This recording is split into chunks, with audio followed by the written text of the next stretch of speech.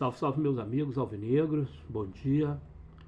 Galera, infelizmente, nesse primeiro vídeo, nesse primeiro assunto do vídeo aqui que eu quero tratar, é um assunto que eu, como botafoguense, sinto tristeza e vergonha, né? Mas ao mesmo tempo serve de exemplo para alguns torcedores do Botafogo que ainda acham que o clube social, caso desse problema na SAF, ou seja, a SAF não conseguisse, eles não consigam se entender e o clube social possa vir a retomar o futebol do Botafogo. Eu vou ler para vocês aqui uma parte da entrevista da Ana Sátila, que é uma atleta da canoagem, do remo, né? E que era atleta do Botafogo.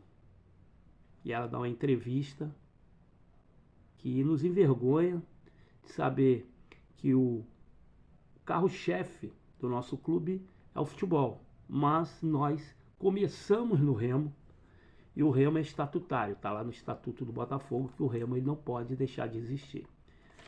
E foi só o Botafogo virar SAF, foi só o do Césio Melo sair do Botafogo, que deixar a presidência, né?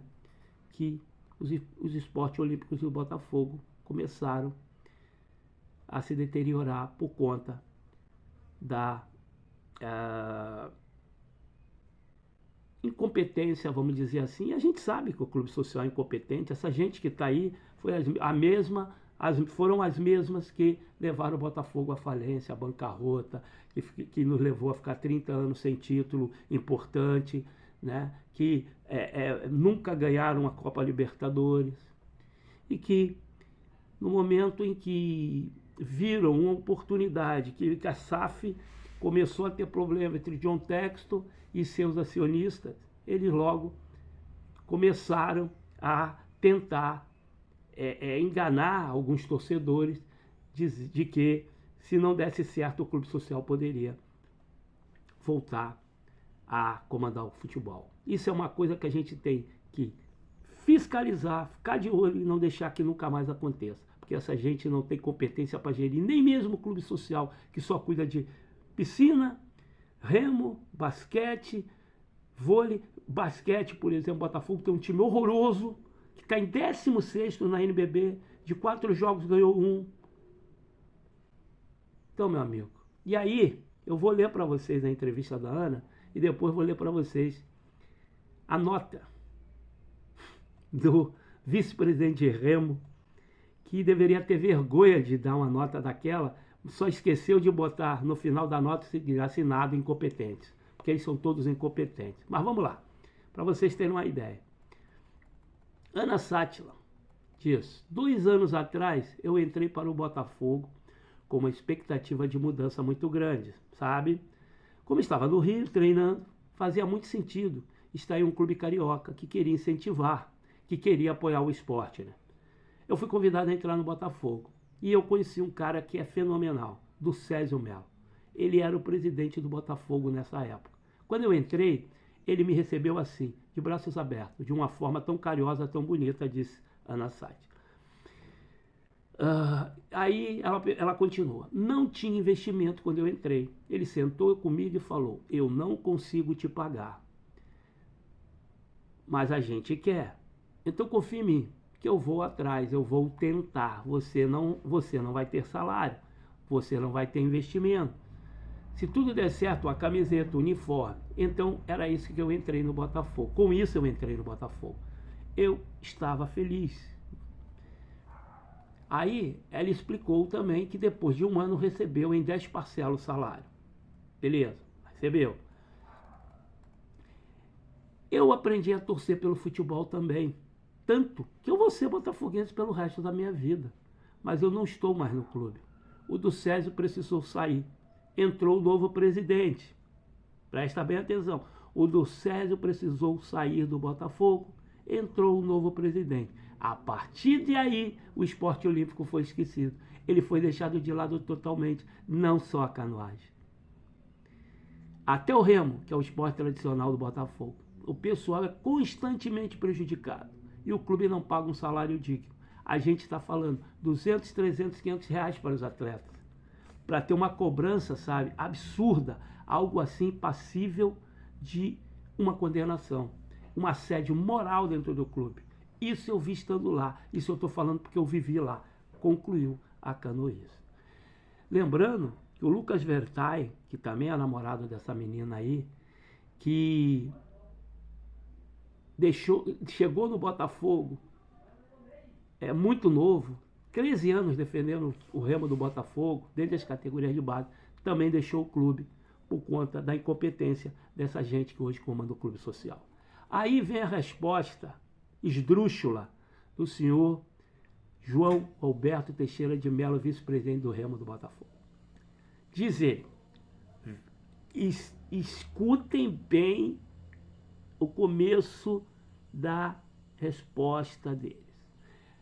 Ana Sátila não pertencia ao departamento que eu gerencio e a nenhum outro, pois se reportava diretamente ao ex-presidente do clube do César Melo, que procedeu o atual João Paulo Magalhães Liz. E desde então a atleta ficou solta a ser uma pessoa a quem se reportar. Quer dizer, Ana Sátila disputou as competições com a camisa do Botafogo, mas ela não pertencia ao Botafogo. Ela pertencia ao do César Melo. Cara, que loucura é isso, cara? Que loucura é essa, cara? Sabe? O do César Melo era quem? Ela pertencia ao do César. Então, ela disputava as competições com o uniforme do Botafogo, pelo remo do Botafogo, com o barco do Botafogo, mas ela pertencia ao do César Melo. Cara, é de uma incompetência, é uma nota ridícula e esdrúxula desse cidadão. Aí ele continuou. Vamos começar esclarecendo. Atleta amador não tem salário, e sim ajuda de custo. O Botafogo hoje não tem mais a renda proveniente do futebol, que ficou com a SAF. Vivemos hoje da contribuição mensal dos sócios e de algumas receitas patrimoniais que ficaram com o clube. Aluguel de loja de shopping, aluguel da churrascaria, etc.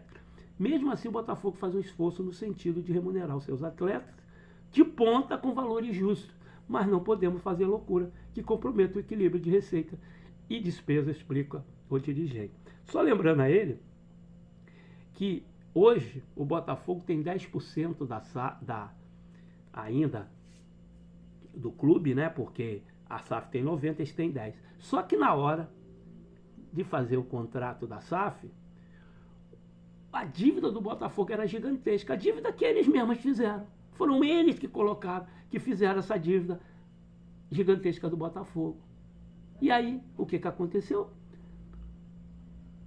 A receita de 10% que poderia ir para o clube social está inserido no pagamento das dívidas milionárias que eles fizeram. É bom ele lembrar disso aí. Então, a explicação do seu João Alberto Teixeira de Mello é simplesmente ridícula. Ridícula, é esdrúxula isso aqui. Isso aqui é esdrúxulo. Sinceramente, deveria ter vergonha de vir a público para dar uma resposta dessa aqui. Ridículo. Ridículo essa resposta dada por esse cidadão. Vou aqui ter que fazer minhas palavras do Romário quando falou aquela célebre frase que o Pelé Calado era um poeta. Eu vou falar isso aqui para esse cidadão. Seu João Alberto, o senhor Calado é um poeta. O senhor Calado é um poeta. Então, galera, veja bem. Nós estamos com o nosso departamento, os esportes olímpicos do Botafogo Social, quebrados, abandonados, largados de mão. Tá? Por quê? Porque essa gente foi a mesma que quebrou o Botafogo. Essa gente não tem condição de gerir nada. Nada. E não me venha com a velha hipocrisia e demagogia de que o dirigente do clube social, ele está ali por amor. Ele não recebe nada. Ele é como é que é? Ele está ali porque ele se doa ao clube. Mentira. Isso é hipocrisia desgraçada. Ninguém trabalha de graça. Ah, ele tem lá o trabalho dele, se doa. Mentira, mentira. Alguma coisa vão fazer para arrumar um dinheiro. Não me venha com historinha para boi dormir. Isso é a maior balela que existe. Presidente do clube social. Porra, se fosse tão ruim, ninguém queria, meu irmão. Eu tô vendo aqui, eu moro no Rio Grande do Sul, tem um corrimão, um corrimão aqui do Rio Grande do Sul, dos grandes, que está em processo de eleição, que os caras estão se matando lá para a eleição do clube.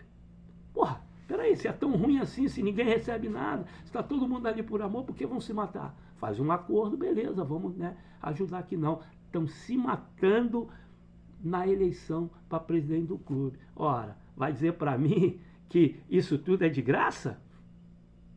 Para cima de mim não, né, irmão? Pô, tô com 62 anos, vou fazer 63. Sou brasileiro, meu irmão.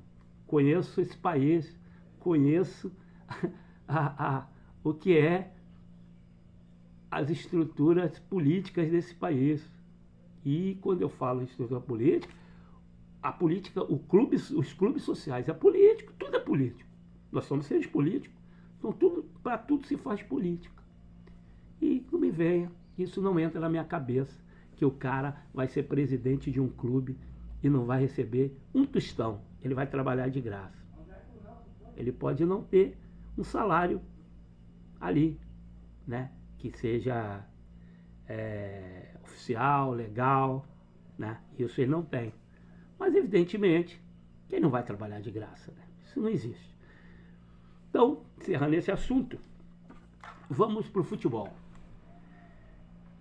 Algumas redes sociais que eu acompanho, eu vejo torcedores do Botafogo, claro, todo mundo puto, apavorado. O Botafogo ontem caiu mais uma posição, o Fluminense ganhou e está na mesma pontuação que nós, mas com uma vitória a mais, né? E nós fomos para sétimo colocado. Então, o torcedor fica meio apavorado e começa já a pensar no ano que vem. E aí eu via lá, li muitos comentários sobre a contratação do treinador para o ano que vem. E aí, porra, eu vi torcedor do Botafogo e eu respondi querendo tirar um estagiário para botar um estagiário também, só com um estagiário com mais rodagem. E aí eu vi algumas pessoas lembrando, falando do treinador do Mirassol, o Guanais. O treinador do Mirassol, não sei o que. Tá, aí eu tive que lembrá-los que alguns treinadores, há pouco tempo atrás, também fizeram a mesma trajetória do Guanais. O Guanais, gente, eu falei já aqui num vídeo, ele estava no Vila Nova, se eu não me engano, de Goiás, e mandaram ele embora, e ele foi pro Mirassol. E está fazendo um trabalho muito bom mesmo no Mirassol.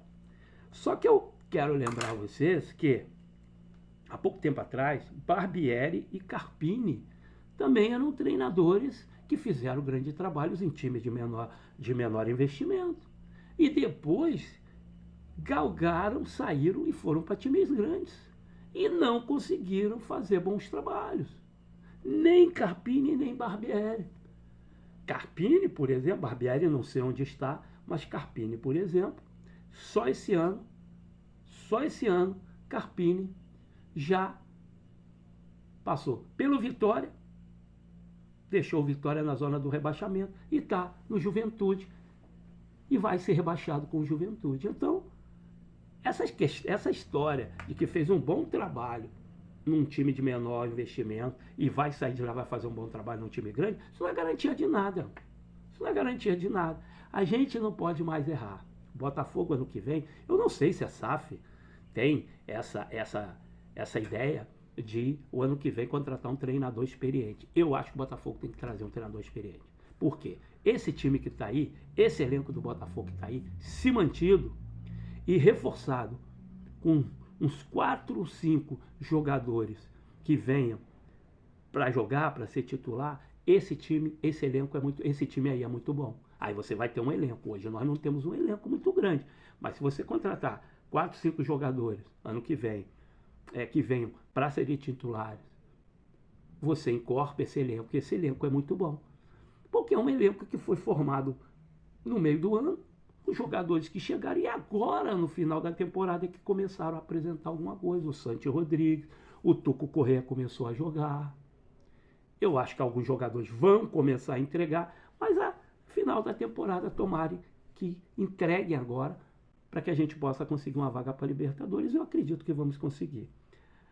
Então, só para lembrar essa galera que a gente não pode errar novamente ano que vem, colocando treinadores inexperientes à frente do Botafogo. Não, nós temos que trazer jogadores experientes, jogadores que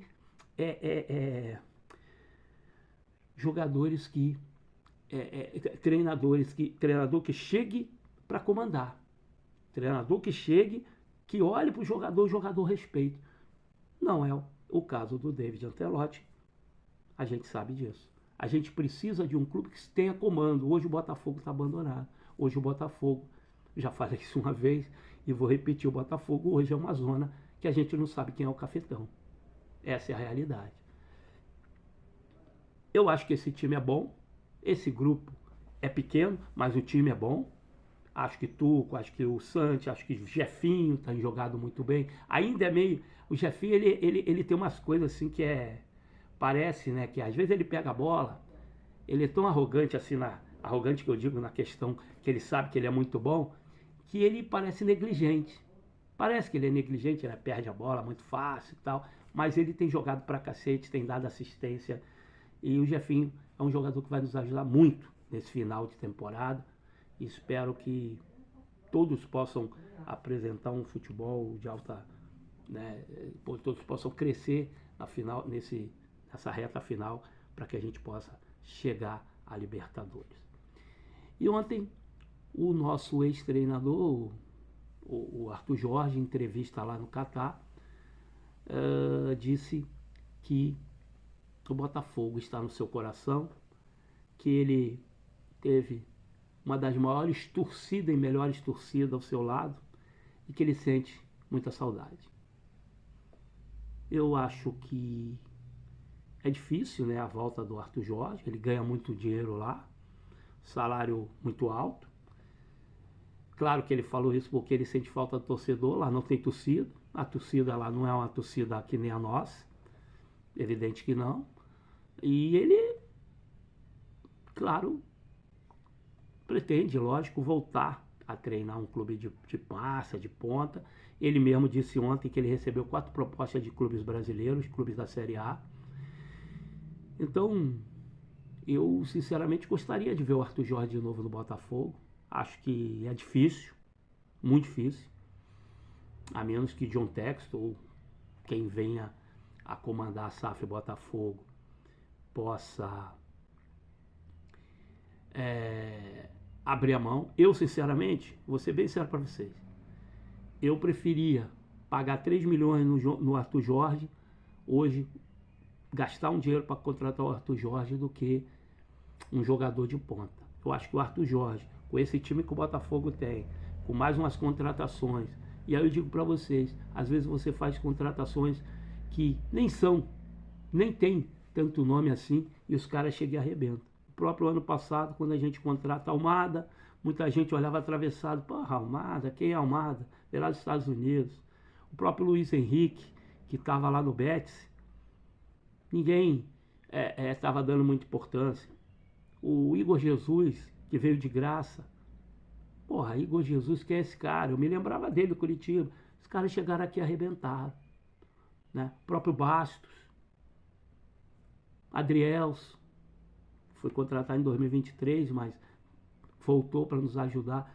Então, galera, eu acho que às vezes você, com inteligência, e o scout do Botafogo já mostrou que tem, você contrata jogadores aí sem custo, ou jogadores por um preço mais ou menos, que chegam e entregam. Gregory também. Então eu acho que eu, sinceramente, prefiro que o Botafogo gaste um dinheiro num treinador de ponta, num treinador sério, num treinador que chegue e coloque a galera para jogar, um treinador que não tenha medo de barrar medalhão, um treinador que, olho no olho, que No momento que precisa chutar a porta do vestiário, ele vai lá e chuta. No momento que ele tiver que gritar e dar um esporro, ele dê. Mais fácil o time jogar do que investir aí num medalhão. Porque o Botafogo precisa disso. Não dá mais pra gente estar fazendo laboratório, porque o Botafogo não é laboratório. A gente precisa, o ano que vem, voltar a competir, voltar a estar entre os 4 primeiros ali e voltar a ganhar títulos. O Botafogo precisa ganhar título. Nós ficamos muito tempo sem ganhar nada, precisamos ganhar título. Essa é a realidade. E por isso precisamos de um treinador mesmo, um treinador que chegue, entregue e que faça esse time jogar. Então, aguardemos aí. Sábado tem jogo contra o Mirassol, um jogo difícil. Espero que o David possa não inventar, não inventa. David Ricardo está voltando, então não tem que inventar. É Barbosa e David Ricardo. Barbosa vai para a direita e David Ricardo vem para a esquerda. Na lateral esquerda eu colocaria o Teres. O Cuiabá não vem bem. Então não tem que inventar. Agora, eu quero saber o seguinte, como é que ele vai fazer o meio campo? Porque o Nilton é o único jogador, primeiro volante que nós temos de marcação. Danilo e Marlon jogam muita bola, mas não marcam. Não são os caras de marcar. Então, eu não sei como é que ele vai fazer. Ele já disse que está pensando em mudar o esquema. Talvez ele jogue com esses 3. E eu não vejo nenhum problema. Porque as pessoas falam, vai jogar com 3 volantes, vai ser retrancado. Não necessariamente você joga com 3 volantes e está retrancado. Por exemplo, o Danilo, para mim, a bola passa por ele. Por quê? Porque ele é muito bom. Por que o Danilo não pode ser uma espécie de um 10? Porque ele não pode jogar Nilton, Marlon Freitas e Danilo. O Danilo é uma espécie de 10, onde a bola vai passar por ele para ele criar. Ele é muito inteligente, chega bem na área, um jogador que tem muita facilidade para chegar na área. Eu acho que o Danilo pode sim desempenhar esse papel, visto que o Savarino, meu amigo, com todo respeito, gosto muito de Savarino. Porra, Savarino foi um monstro no ano passado, mas esse ano o Savarino não entrou em campo. Savarino ficou lá atrás. Então, eu acho que dá para jogar assim. E se ele quiser jogar assim, e Santi, de um lado, Tuco Corrêa como falso centroavante e o Jefinho do lado esquerdo, para mim, é o time ideal para enfrentar o Mirassol. E aí, eu vejo muito torcedor do Botafogo, mas vamos pegar o Mirassol lá, vamos perder. Perder por quê? Mas perder por quê? Porra, eu não acredito, nós estamos com medo do Mirassol. O medo do Mirassol é melhor do que o nosso? Isso é verdade. Agora, meu amigo, nós somos o Botafogo. Nós temos que chegar lá e se impor. Nós temos que chegar lá e mostrar para ele o seguinte, mesmo, tá vendo isso aqui, ó? Somos campeão da Libertadores, somos tricampeão brasileiro. Tá? Não é assim, não. Porra, nós temos que nos impor, gente. Nós temos que nos impor. E eu acho que esse jogo contra o Mirassol é o jogo típico para o Botafogo ganhar. É o jogo que ninguém acredita no Botafogo, ele vai lá e ganha. O Botafogo é assim. E eu, sinceramente, acho que o Botafogo vai sair de Mirassol com a vitória e vai surpreender muita gente. Porque o time do Botafogo é bom. Só precisa jogar. Só precisa esses jogadores entrarem em campo sabendo que eles têm que colocar o time na Libertadores por ano que vem. Porque a carreira deles depende disso. Por quê? Se o Botafogo não for para a Libertadores, da mesma forma que ficaram marcados pelo título, ficarão marcados também por isso. Então, tem que jogar. Não importa. São bons, o time é muito bom, precisa jogar. Agora precisa também o nosso estagiário não fazer bobagem, escalar o time corretamente e na hora de mexer no time não fazer bobagem de novo. Porque no jogo contra o Santos, que a gente precisava de velocidade para ganhar o jogo, ele me bota o Savarino. O Savarino, não, qual a velocidade que tem o Savarino? O Savarino mal, tecnicamente muito mal. Não era jogo para Savarino.